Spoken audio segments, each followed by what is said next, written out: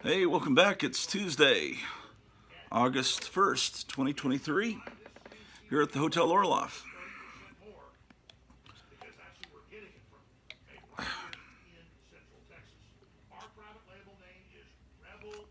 It's a beautiful day in the neighborhood, ladies and gentlemen. When we last met, I was going through some Bronze Age Wonder Woman comics, and then I accidentally shut the camera off, so that was the end of that episode. Well, anyway, let's see what we've got in this box. This box starts with What If?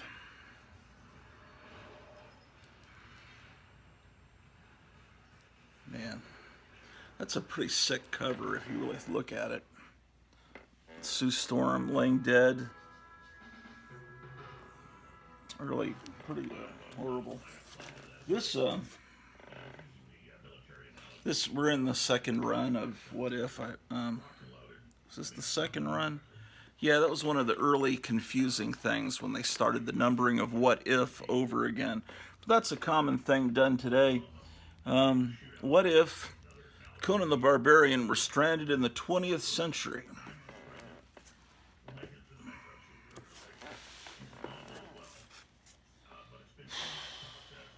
What if Captain America was revived today in 1990?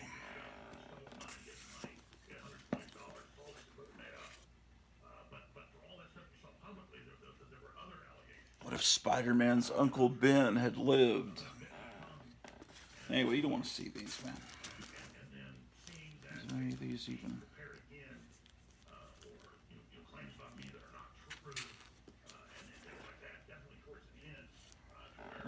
I'm just skipping through. What if Captain America had led an army of super soldiers during World War II?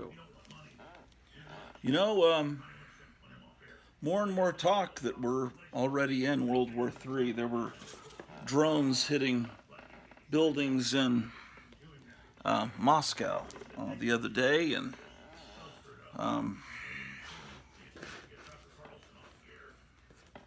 now there's talk of should we bring the draft back?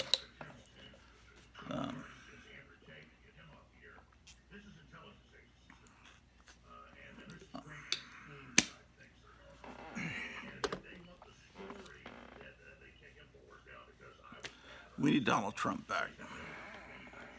Everything that they said Donald Trump was going to do, Biden has done, and Donald Trump didn't do.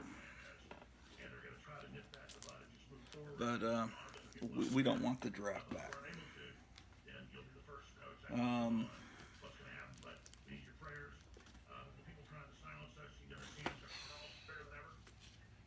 Yeah, this is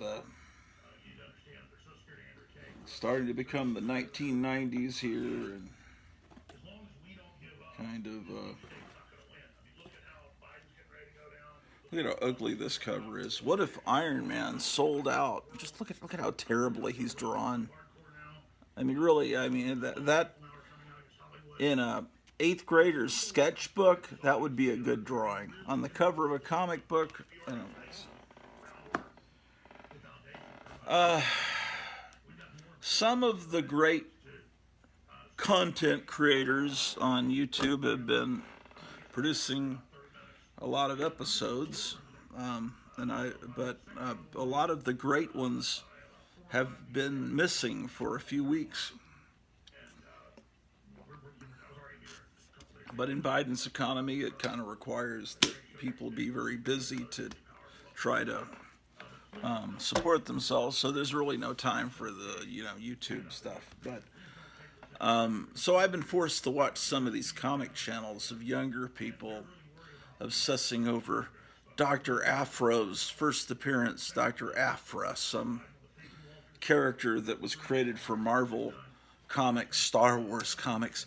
Oh, it's her first appearance, and this is a variant cover. Who cares? Oh, look, this is all of my graded on the wall. I've got Spider-Gwen #1, and this is the first printing This is the second printing. It looks exactly like the other one, but I've got all the printings of Spider-Gwen. What in the name of... What is Spider-Gwen?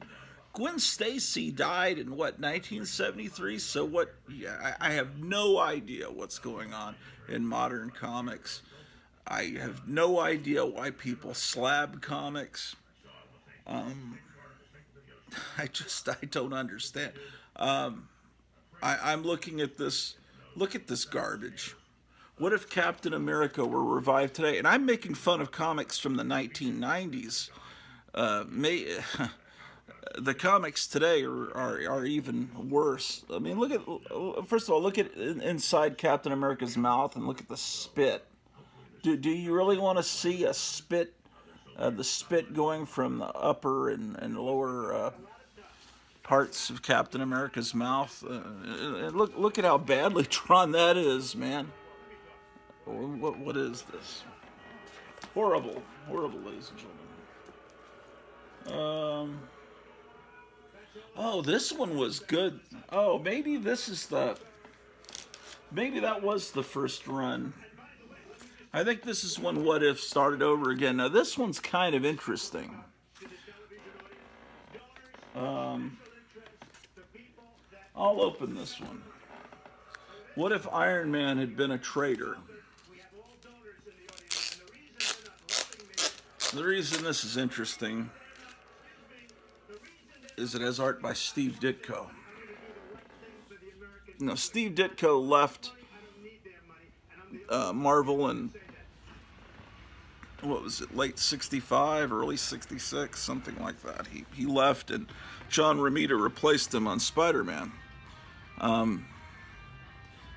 Occasionally, and Steve Ditko went over to Charlton and worked where he had less people telling him, what to do. He wanted to be more in control of his creations. So, occasionally Steve Ditko would come back to Marvel. He worked on Rom's Space Knight, but he did this issue of What If. Let's see if someone else inked him.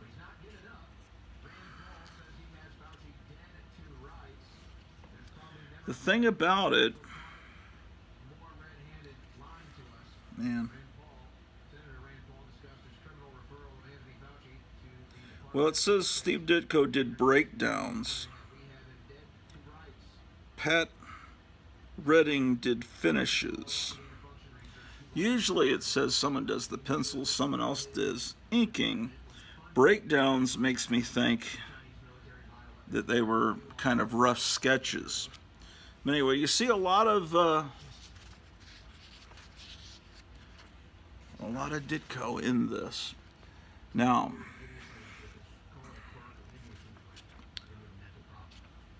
what if Iron Man had been a traitor?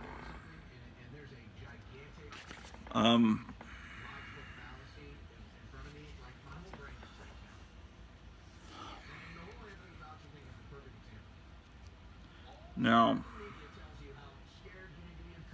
it's cool to see Ditko doing the Fantastic Four and other Marvel characters, but Ditko would never come back and ever draw Spider-Man or Doctor Strange, characters that he created again. So, but it is pretty neat. It's like you're looking at a vintage 1960s comic book, because there's the characters, the 1960s versions of the characters done by Steve Ditko, one of the great 1960s Marvel artists. So I recommend this issue, even though it's from a very hated era, at least for me. Some people probably love it that were born then. Dang, and I don't have my magnifying glass, has been left upstairs. Shoot. I'm not going to be able to make out that date.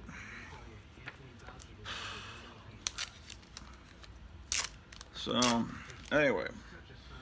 What If #1, I guess it's the second volume, or were there 3 volumes? That's when things started to get nutty, when they Started numbering over again. Here is, obviously I'm in a W box. I'm working towards Wonder Woman. This started in late 80s. It's What the, and it's Marvel attempting to bring back Not Brand Ech. Never liked the logo.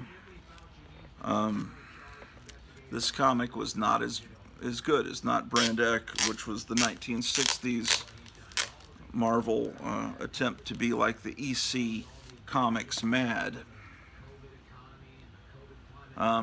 They do cool parodies of vintage advertisements.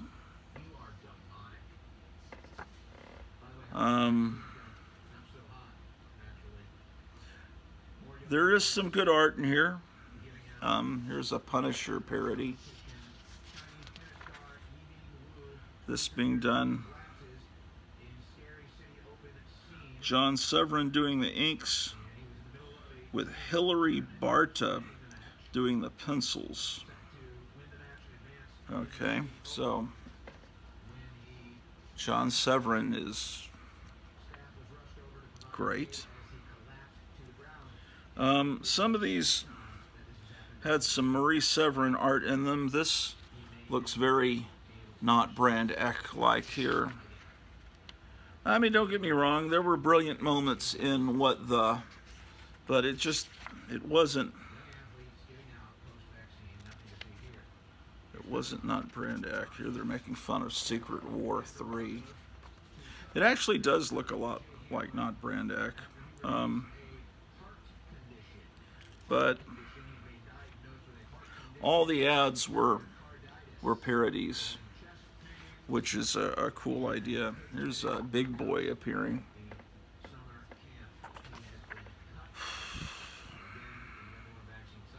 There were some, Marie Severin did do some art in What the, not as much as she did in Not Brand Ech. Not Brand Ech, she was the main person, and I love her art. Anyway, this is What the. Bunch of issues of What the. Oh, here's a Christmas issue. Let's look inside this. It may just be the characters in this time period weren't as interesting. Like, I never read this comic. What was it called? I can't remember their names. Man, I'm telling you, I'm like a Rip Van Winkle comic collector. I kind of like fell asleep in the mid 1980s, and everything they did since I don't really care to know about.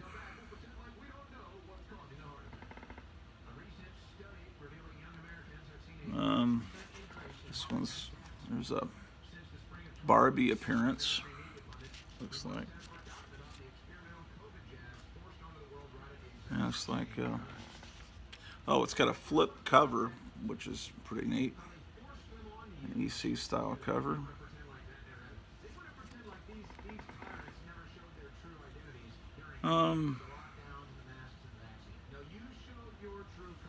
I think the great thing about Not Brand Ech in the 60s is they had the original artist making fun of their own art in a lot of cases, and I don't know, this art doesn't look enough like the original comic for it to be funny.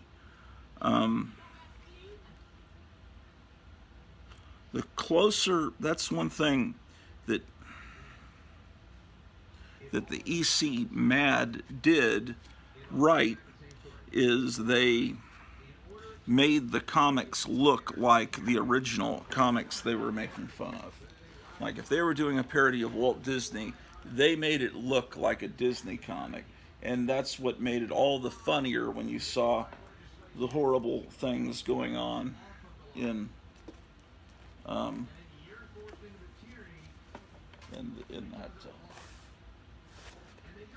Okay. What the? And I guess we looked at these Wolverine books yesterday. Okay, so let's get back to Wonder Woman.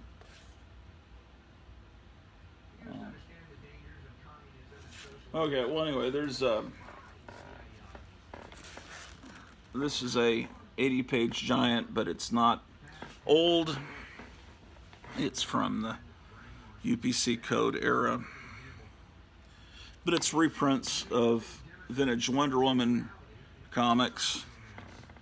And they'd already been polishing up their old stories to put into these archive editions.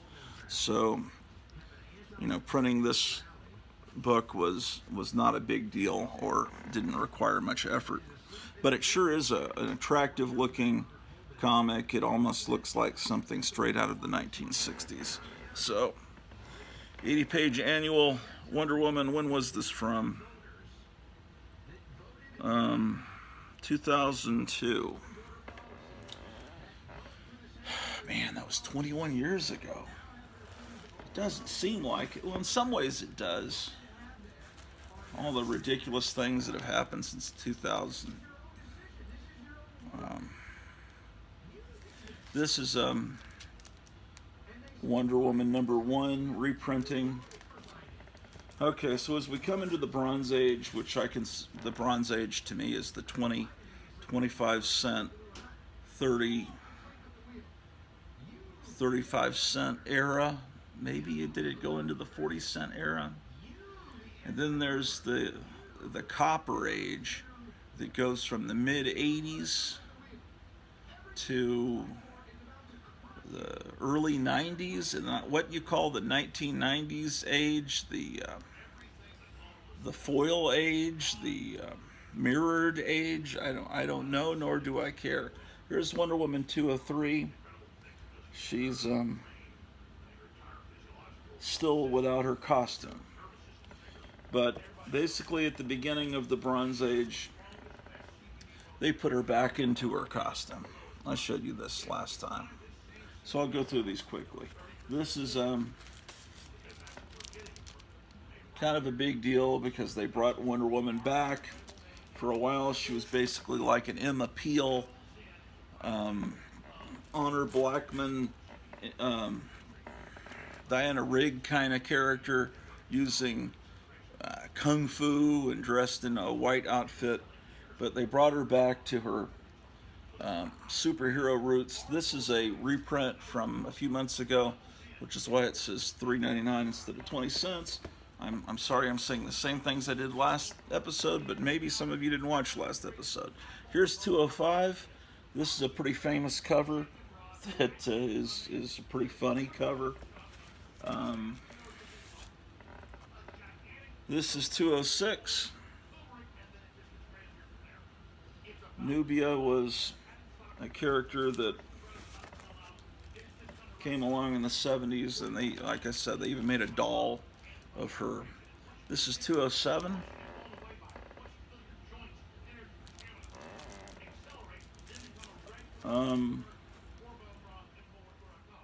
Okay.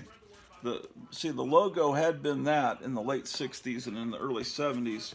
But see, they switched to this. I didn't point this out.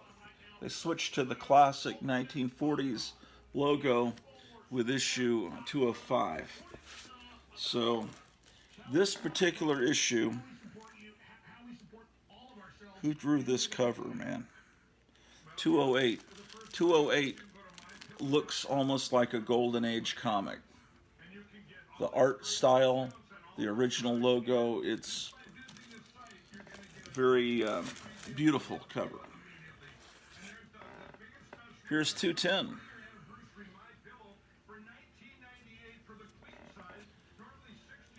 I like Mike Lindell. There's a Mike Lindell commercial going on right now. I'm listening to the talk show host that's not allowed to be mentioned on YouTube. Initials are AJ. Here's 211, 100-page spectacular, Wonder Woman. This is probably where I accidentally switched off the camera last episode. 211. I have another 211. Okay. 212. The question is, which one of these is the first Wonder Woman comic I ever bought? You know, as a little kid, I wasn't buying Wonder Woman that much. When did I start? I'll be able to recognize my childhood copy. Um, I don't know if I got this far. This is Wonder Woman, I don't think was selling as well. So that what they would do for a while there in the early 70s, they'd have another hero appear and point towards what's happening in this issue, and they'd say, in this case, she's saying, "Have you gone mad? Let go of me. Why don't you want me to save that poor woman?" And then the Flash is saying, "Reader, it's not just this family that's freaked out. It's the whole world, and I am going to tell you why." Okay. Really, he's there saying, boys, it's okay to buy this girl comic. Look, I'm here, and so it's okay. That's really what he's saying. At least that's the unspoken words that the Flash is saying. Oh boy. Oh, I don't like what I'm seeing, man. This is not good. I got to take this book out because there's a little fold. I don't like seeing these folds. See that fold there? I don't like that. Take this envelope and slide it in to fix that. That brings up my OCD, ladies and gentlemen. I do not like that. Anyway, this is not a very good condition copy of this. Boy, these people that send their comics to CGC, they're so upset. I got a 9.6 when it should be a 9.8. Oh. It's just a game to them. They hang them on their wall. They are so happy with the grades.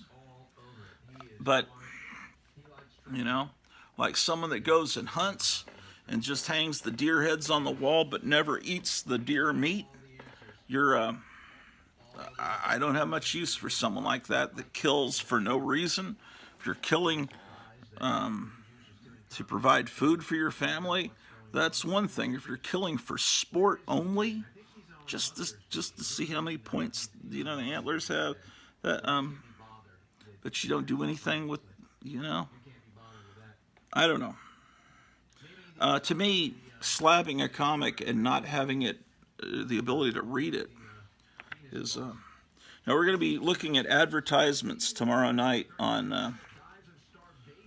the 4-color freakout.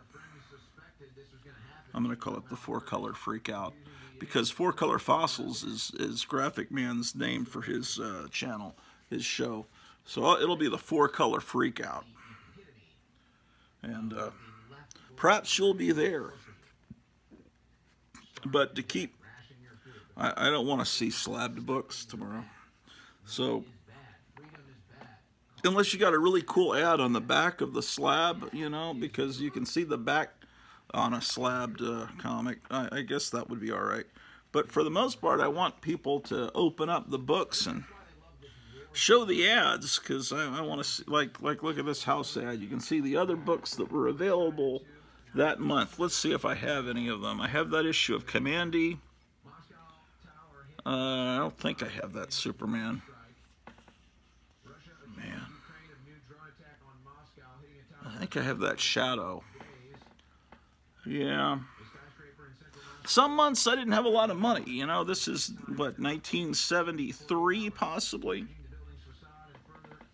Oh man, I can't read a thing. I mean, I got this ring light in my eyes. It's like, whatever, dude. I would say it's about 1973.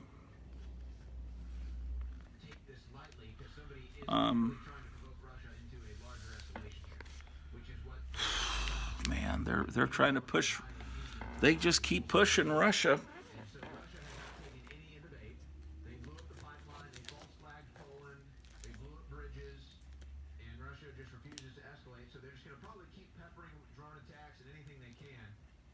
Oh, I have another copy of the same issue. This one's in slightly better condition. Okay, now this issue, we're up to 19. So, when did it go? When did comics go to 25 cents? Late 1974. So they're now 20. The comic is now 25 cents. And here, with issue 216, we have another member of the Justice League. You have Black Canary telling you it's okay to read this comic. Please buy this comic. I've got 2 copies of that issue. Look at that. 3 copies of that issue. Amazing. Okay, 217.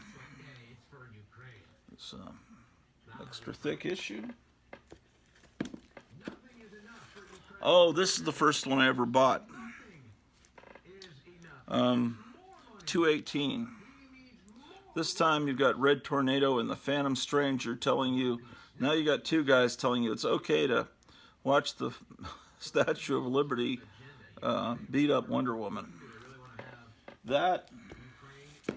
This one is actually my childhood copy because I remember I put them in Mylar back in the 80s, Mylite, whatever you call it. They would have sometimes this overspray of ink on comics back then. I don't know if CGC considers that a flaw. If they do, who cares? Don't mess with them. Here's 219. Now you've got the elongated man telling you to read Wonder Woman. What's he saying? Phew. Let's see how Wonder Woman gets out of this deadly trap. Oh, he's watching with a camera. Look, instead of trying to help her. That's just like people today, you know, when they see someone in danger on the street, or someone hurt, they just get out their phone and start recording instead of trying to help the person. Okay, 30 cents. Okay, so what? Be a detective. 30 cents. We're up to 1976 at this point, when comics went to 30 cents, I believe.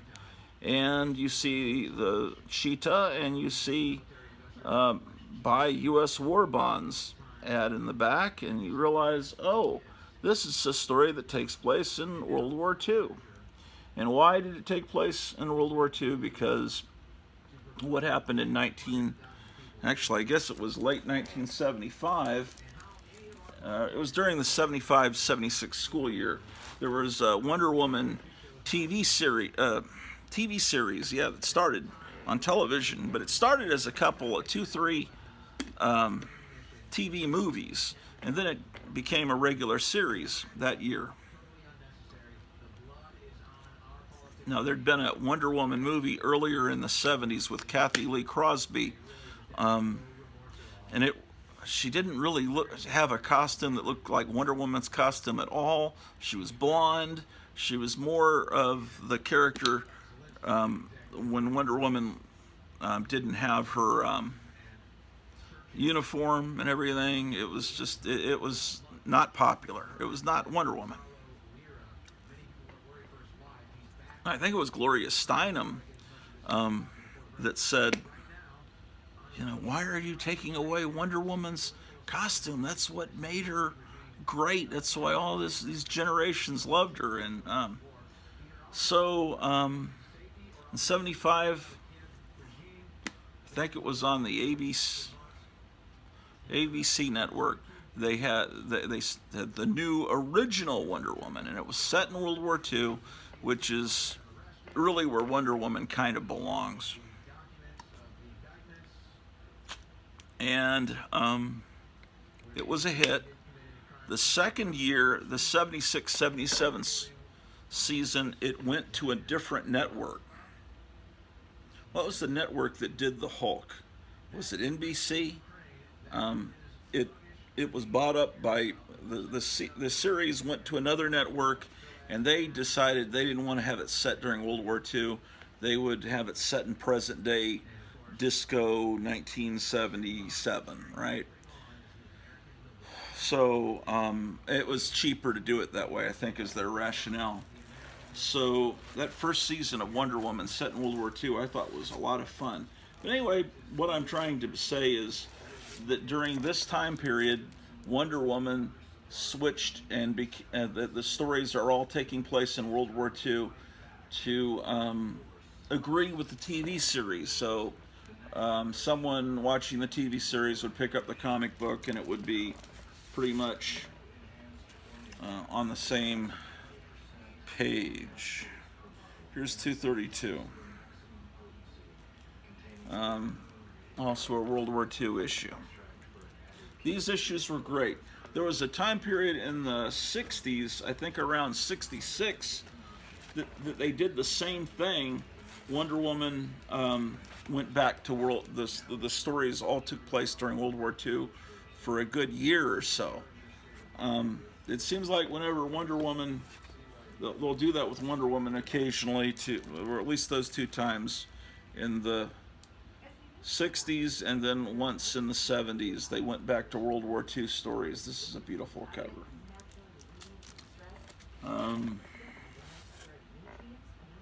Let's see when Wonder Woman goes back to the present. See, you can tell it's still World War II because that villain has a swastika on his chest. Wonder Woman versus Armageddon. That's issue 236. 237 is still World War II era. You know, Donald Trump brought back uniforms like that, World War II style uniforms. That's one of the great things he did. What was that? That was 237. 245. Looks like we're still in World War II. Looks like I've got some issues I'm missing that I would love to get. Is this Mars Attacks kind of looking guy? I can't tell if that's World War II era or not. Two copies of that. Here's I would say that they're back at issue 252. They're back to present day, mainly because you kind of see a space shuttle there. But they can do that because Wonder Woman doesn't age, and so you can switch back and forth, or you can just say these stories take place on Earth 2 with the Justice Society, and there's different ways they could go with it. Here's 256.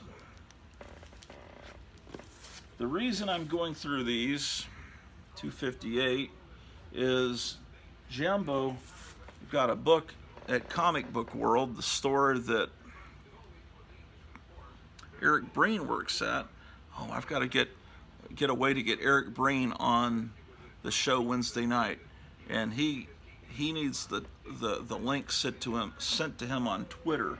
So I got to get on that before tomorrow, or maybe someone can help me get the link to him. But anyway, Jumbo went to the store that Eric Breen works at, Comic Book World in Kentucky, and got an issue of Wonder Woman, a more recent one of the ones with the Adam Hughes cover, and it's he said that he kind of got a deal on it. It's an expensive comic, and I was thinking, I have that issue. I know I have it. So that's one of the reasons I've been wanting to go through this box, to make sure I have that, because I looked it up, and it's like a $100 comic, where Wonder Woman of today is shocked to see her, to meet herself, the World War II version of herself. And this is a 269.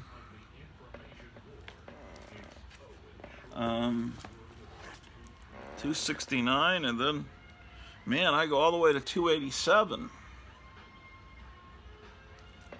You could tell I was, wait, these aren't in order. That's why. What is going on here? Why was 287 there? That was 269. Okay, here's 270. That one was out of order. That's one thing I'm doing, is when I'm going through these boxes, I'm making sure everything's in order. This is 71. I need to be looking at the numbers better to make sure this is organized. Here's 274. There's a Power Girl Huntress story in it.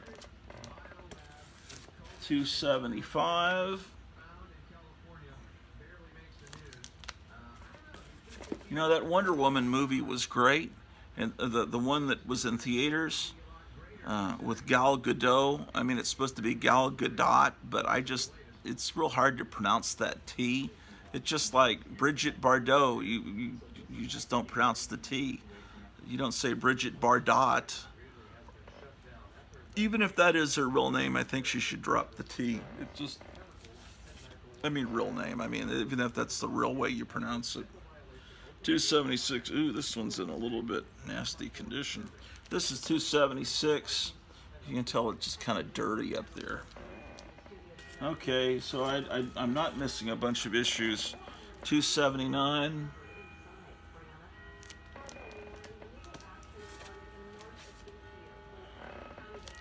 $280.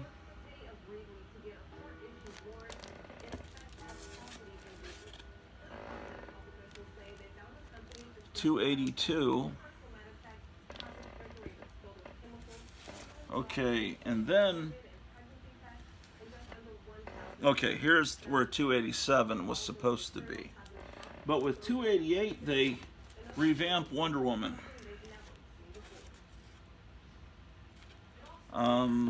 Let me show you. You see, Wonder Woman's always had an eagle on her breast, right? Clearly an eagle.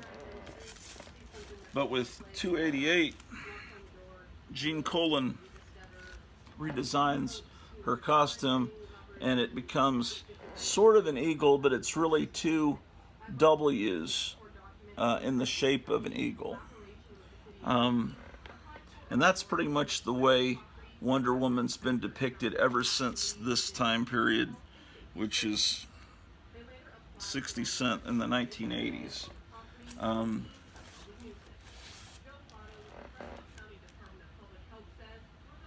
Well, what? 288. Okay, 301. It looks kind of more like it's the eagle. Maybe some of the artists didn't get the message. 303. I mean, it's clearly W's, but it does kind of look like an eagle. That's a beautiful cover. And if you don't get the message, here's her symbol, an eagle. I mean, it is obviously, you look at it, especially from a distance, and it does look like an eagle, but it's also two W's. And then here they're really if you're not getting the message, they put it giant on this one. This is her symbol now. Don't forget it. Beautiful cover. I mean, it just really is. This is a Gil Kane cover. Oh, man. Yeah, these are wonderful Gil Kane covers.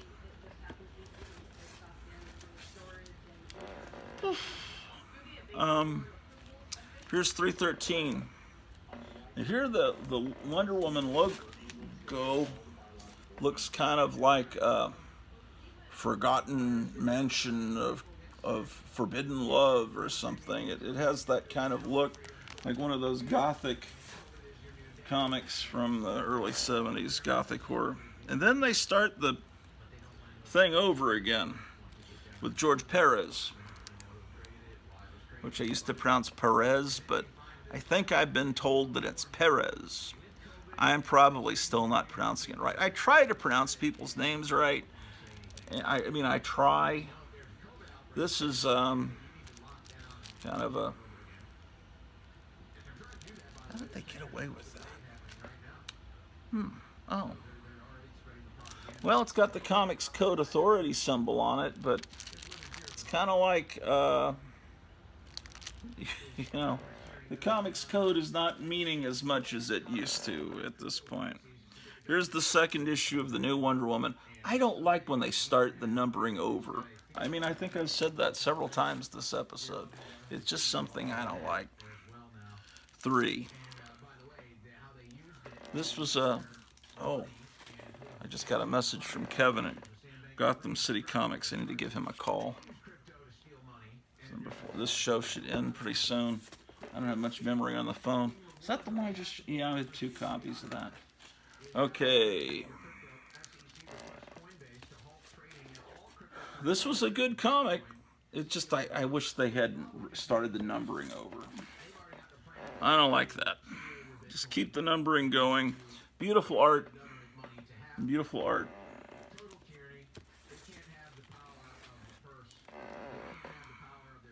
What in the name heck?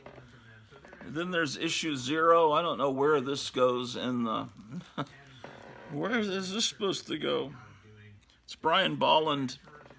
You can tell immediately, I can tell immediately it's a British artist. They just have that 2000 AD look, and Brian Bolland was, or I guess Bolland, is that correct? Beautiful artist. They had great art in this time period. They changed the cheetah in this new incarnation where she's actually a cat woman instead of a woman, a normal woman dressed in a cat suit, as she was depicted in the Golden Age and all that. 10. This has a fold-out poster.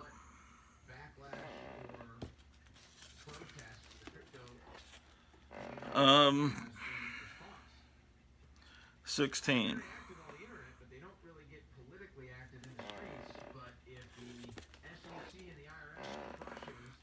17.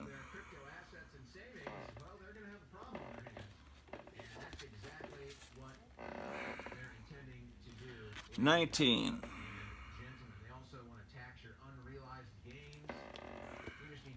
I have 2 copies of that one.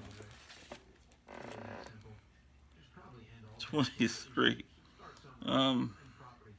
This depiction of Hermes with that haircut. I don't know about that haircut. Oh well. Not that my haircut's any better, but it's kind of embarrassing. Here's wonderful cover for issue 30. Oh, they're out of order. This is 26. What? 23, 30. Okay, 20, 26. Another copy of 26. Here's 29. Bet that took a while to draw.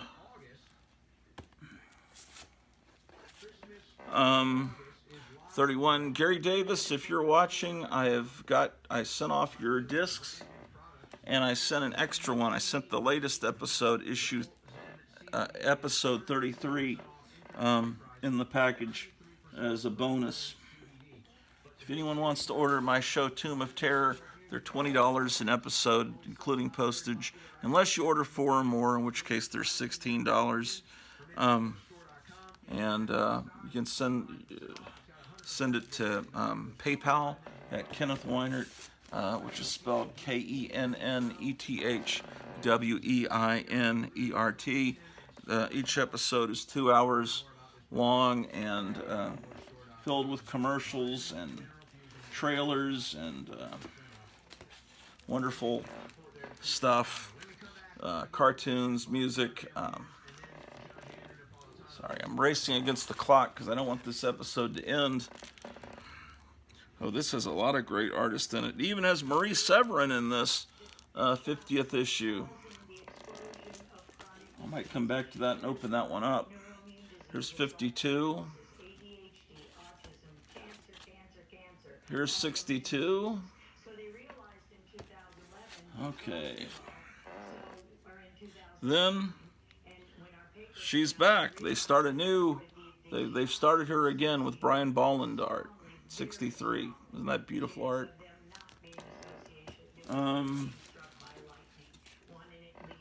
66. I don't know why I don't have more of this era. Beautiful art. 72. I've got to get more of these. I'm sorry, I'm putting my fingers right over her face. Beautiful art. This is a famous cover.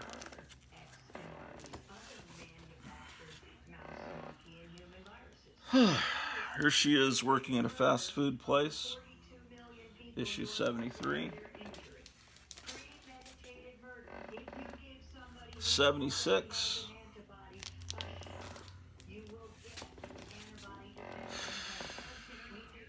77.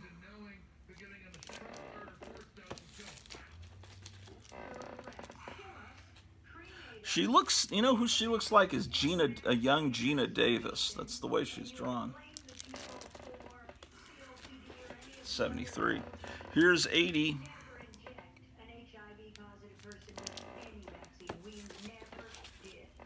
Here's 80, 81.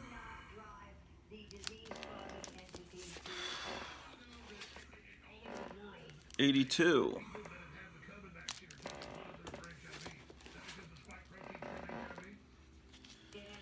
83. Kind of a, I don't know, kind of a tasteless cover. I don't like seeing things like that. 86. Now this is a great cover. I just don't like seeing guns to the head of the hero on the cover. Reminds me of that National Lampoon cover with the dog. I don't know. 87. Ooh, this is nasty looking. Ooh, everything's great. 88. Looks like a great cover, right? Wonder Woman with Superman looks brilliant. But look at the haircut on Superman. Oh, that's bad. That's as bad as Hermes' haircut. It's so perfect. If someone could just like redraw it and use some whiteout and fix the hair. I didn't like it when they gave Superman a mullet. Bad times. Here's Wonder Woman 91.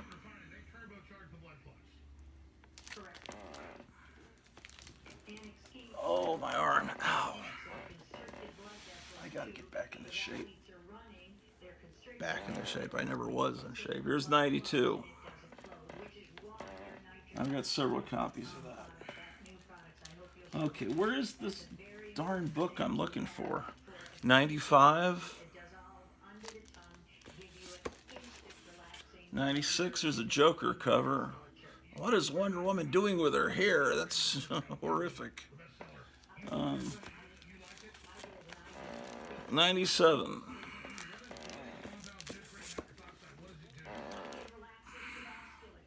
99.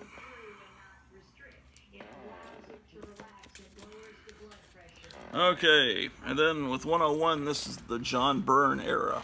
What does she have? Some hair there. Oh, another copy of the same issue.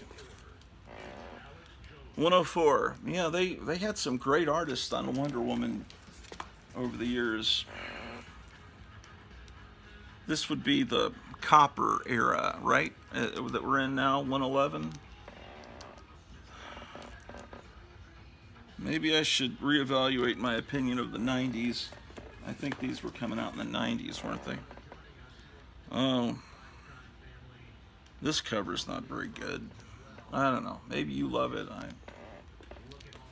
You would, you grungy little twerp. Oh my God. This is not John Byrne's finest era. I don't know what's going on here. It looks horrible. Everything looks horrible. Her costume is a little bit too revealing. I think she needs to put a little more cloth on there. The kids, that kid looks like a 40 or 45-year-old woman. Maybe it's supposed to. Maybe it's supposed to be an old person. I don't know what the heck it's supposed to be. Is that supposed to be a kid or someone that's 50? And she looks horrible. I mean, maybe there's a reason this cover looks so stupid. I'd have to reread the story. And then she's got some kind of witch star on her tiara. I'm sure the story explains why the art's bad. It's like 116. It's like John Byrne, something happened to him. And then they looks like they canned John Byrne because it looks like he'd gone crazy. Stone cold crazy. And then this is beautiful art. This is it says a bold new direction with decent art, because John Byrne had lost it at that point. Oh, here it is. Oh, I have it. This is the $100 comic. It's made to look like an old, beat-up Golden Age comic. And this must be the end, because I always put my annuals at the end. Here's annual number 1 with this, what would you call that? Art Nouveau style art there? I think that's Art Nouveau. I think so. All right. Ooh, here's the 1989 annual. It has Ramona Fradon art in it. Let's take a look at that Ramona Fradon art. Oh my gosh. Where's the Ramona Fradon art?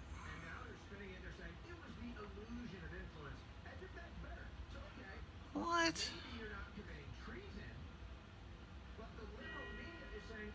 A little bit tasteless, you know, they show a 42nd Street area. I don't like seeing that kind of stuff in my comics. Ugh. I don't know about this, man. Some of this artwork is just not very good. Oh, I think what happens, this is one of those stories that every few pages the artist changes. So you'll have some good art, and then you'll turn the page and it'll be some abomination, depending on who's drawing. Let's see if I can spot the Ramona Fradon art.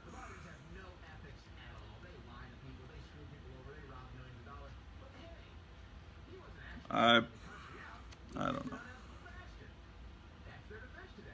I don't know. I think that's what it is. One of those.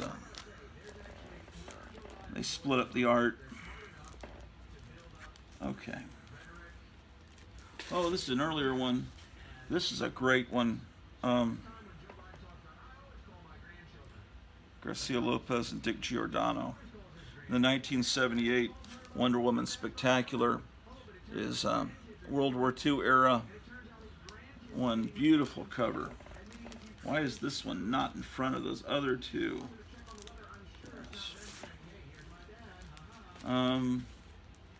This is some strange thing. I don't remember the storyline, but I guess she's turned into a hobbit or something. This is a brand new book that's about a year and a half old. And it's got I don't know if that's Bruce Timm or someone imitating Bruce Timm.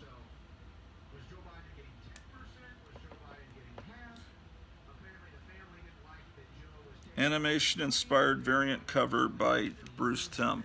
Okay, so it is Bruce Timm art. Brilliant. Bruce Timm, great artist.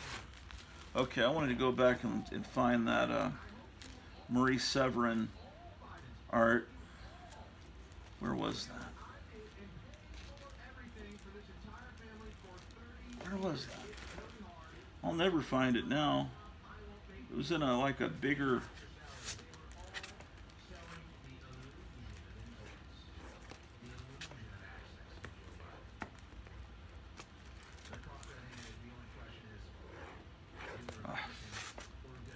I don't know where that is, ladies and gentlemen.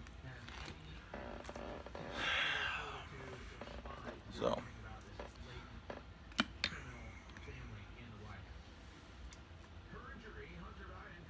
Well, that was my mission, to see if I had that particular issue of Wonder Woman. And I have it, so. Because I wouldn't want to go pay $100 for that, because probably the artwork inside it's probably just a great front cover, as I recall, which is the case with many modern comics. And that comic, I don't know how modern it is. It might be 20, 22 years old, but to me, that's brand new. I don't actually know where the last few decades went.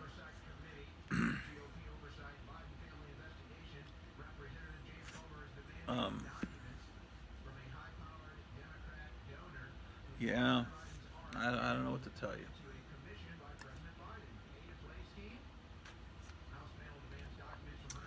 Well, I don't have anything else to say. There's no real point in continuing to go on. If you're alive tomorrow night, August 2nd, 2023, at 7 p.m. Central, come back to this channel and there will be a live feed going. The Four Color Freakout.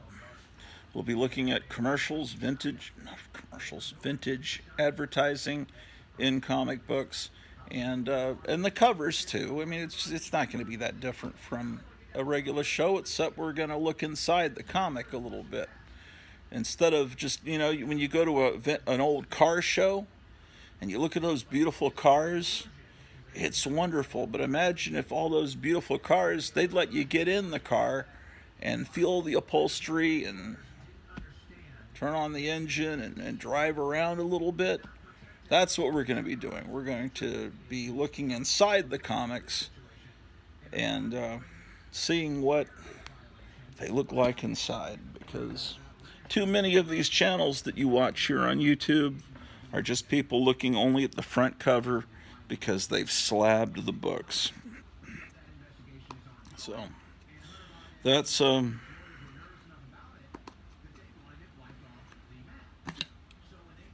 maybe we can talk one of the Four Color Fossils into smashing a comic slab open tomorrow night.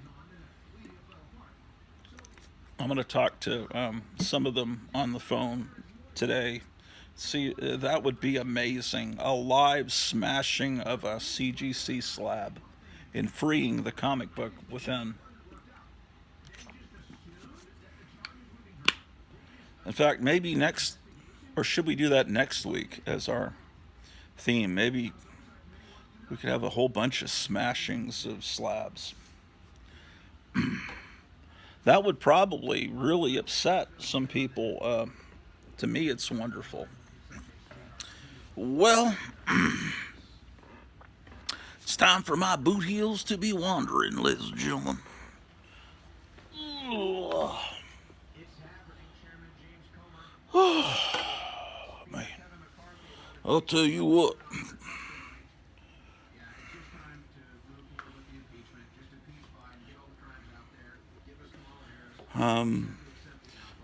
What have I been doing? I moved this It's already an embarrassment. It's already a disaster. Give the Democrats here. what they want. They voted for Kamala Harris. They want the first. There's Superman. Let's give it to them. Let's give them cackling Kamala. Let's show what an embarrassment they really are. Because they don't want Kamala either. Kamala's Moving stuff around a little bit. Nobody knows it. It's great Garloo. There's a new Garloo toy that just came out in your local comic store. It's only this big compared to giant like that, but I'm about to order one from Kevin Johnson at Gotham City Comics in Mesa, Arizona. Make sure you contact Kevin Johnson at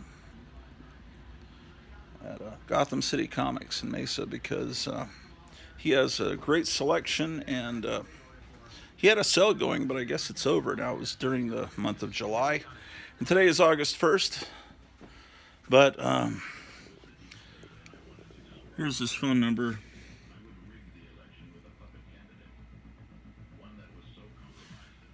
Which I guess I should call now. I'm trying to get up to 1 hour. And then I'll shut it down.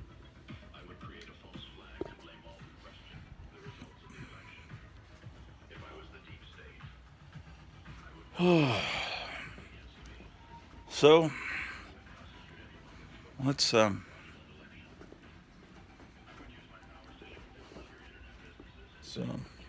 choose some music on the jukebox.